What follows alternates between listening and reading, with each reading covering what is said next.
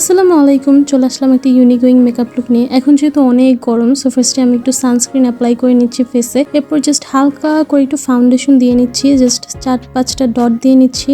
এরপর আলতো হাতে এটা পুরো ফেসে আমি স্প্রেড করে দিব, যাতে কোনো জায়গায় থুবড়া থুবড়া হয়ে না থাকে। পুরো ফেসে আমি ভালোভাবে ব্লেন্ড করে নিতে পারি। একটা ভালো foundation and beauty blender use করলে কিন্তু খুব স্মুথলি ফাউন্ডেশনটা ব্লেন্ড করা যায়। এরপর আমি একটা টেলকম পাউডার ইউজ করতেছি পন্সের, দেন নোজ কন্ট্রোল করে নিচ্ছি অ্যান্ড হালকা একটু ব্লাশ দিয়ে নিব। যেহেতু ইউনিভার্সিটিতে যাইতেছি, সো অত একটা হেভি মেকআপও করবো না। তারপর চিকন করে আইলাইনার দিয়ে নিচ্ছি আর একটু লিপস ড্র করে নিচ্ছি একটা লিপ লাইনার দিয়ে। এরপর আমি একটা অরেঞ্জিশ টাইপের লিপস্টিক দিচ্ছি। অরেঞ্জিশ না, অ্যাকচুয়ালি পিচ টাইপের একটা কালার।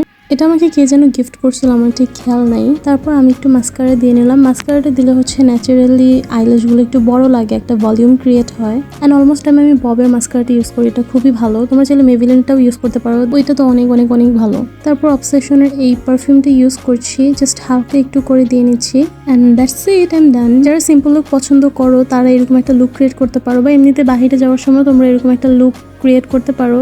সিম্পলের মধ্যে খুবই সুন্দর লাগে।